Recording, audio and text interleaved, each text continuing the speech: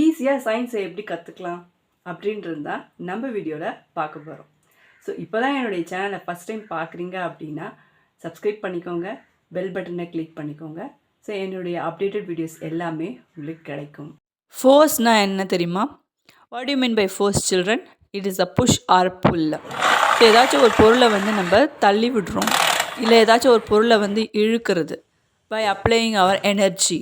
It is known as the force.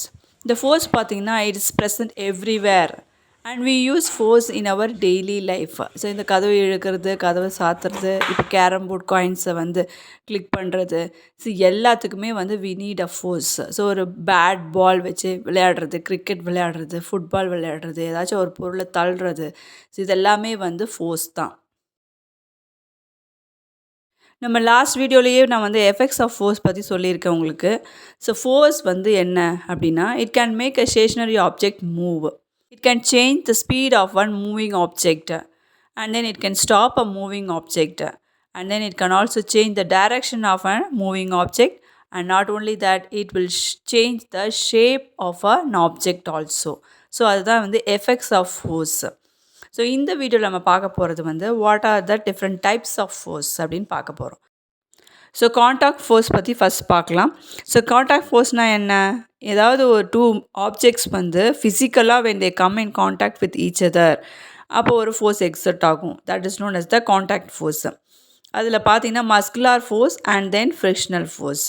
Muscular force அப்படின்னா as usual இதெல்லாம் நம்ம force apply பண்ணி வேலை செய்கிறோமோ அதெல்லாம் மஸ்குலார் ஃபோர்ஸ். இப்போ இந்த பால் ரொட்டேட் ஆகுது பார்த்தீங்களா, this is a frictional force. So இந்த பால் ஒரு கொஞ்சம் நேரம் கழித்து பார்த்தீங்கன்னா it will come to the stop, it will come to the stationery position. That is known as the what is that? That is known as the frictional force.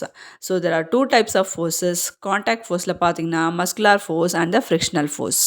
Next type of force பார்த்தீங்கன்னா it's a non contact force. அதில் gravitational ஃபோர்ஸ்னால் என்ன? It is a force of attraction with which every body in the universe attracts every other body. தானாகவே it will come down. இப்போ இந்த பால் பார்த்தீங்கன்னா தானாகவே கீழே விழும். திஸ் இஸ் அ கிராவிடேஷனல் ஃபோர்ஸ்னு சொல்லலாம். Next comes the magnetic force. Magnetic force you all know, நீங்கள்லாம் விளையாடிருப்பீங்க. மேக்னெட்டிக் ஃபோர்ஸ்னால் என்னன்னு உங்களுக்கு இப்போ தெரிஞ்சிருக்கும்.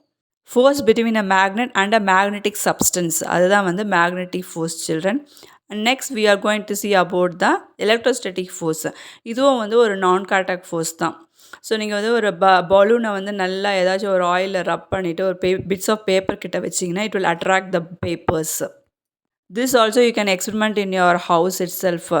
when you take the comb, when you rub the comb for sometimes on your head and take the bits of paper and keep the comb in front of the paper, it will attract the papers. And next we are going to see about the action of two or more force. So balanced force, unbalanced force. So tug of war game விளையாடும்போது you would have observed this. ரெண்டு side டீமும் same type of force apply பண்ணாக்கா we cannot move the thread. So இது ஒரு balanced force சொல்லலாம். One side மட்டும் if they apply more force அப்படின்னு பார்த்தீங்கன்னா the other side they will lose the game. So இது பார்த்தீங்கன்னா இட்ஸ் பேலன்ஸ்ட் அண்ட் அன்பேலன்ஸ்டுக்கு ஒரு example.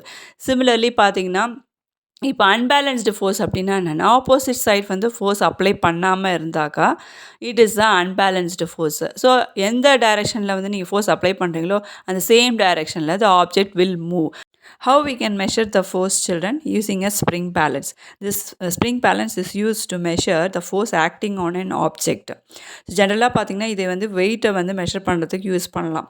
It has a spiral spring with a pointer. So இப்போ force apply பண்ணுறீங்க அப்படின்னா the spring it will get stretched. So this results in the movement of the pointer on a graduated scale that shows the measurement. So the pointer shows the measure of a force acting on the object. So how we can measure the force with a SI unit called Newton. We can also express that in kilogram per weight children. Next பார்க்க போகிறது நம்ம friction. So friction அப்படின்னா என்னென்னா it opposes the motion.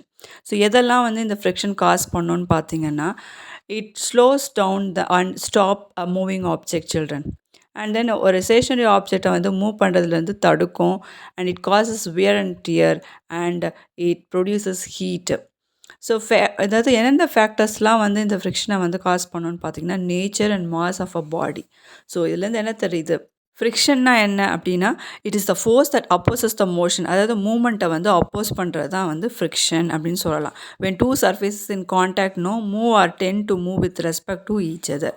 So எப்போல்லாம் friction நடக்கும் அப்படின்னு பார்த்தீங்கன்னா, ஒரு மூவிங் ஆப்ஜெக்ட் வந்து மூவ் பண்ணுறத வந்து தடுக்கும் இந்த ஃப்ரிக்ஷன். அண்ட் தென் ஒரு ஸ்டேஷனரி ஆப்ஜெக்ட் மூவ் ஆகிறதையும் தடுக்கும் இது.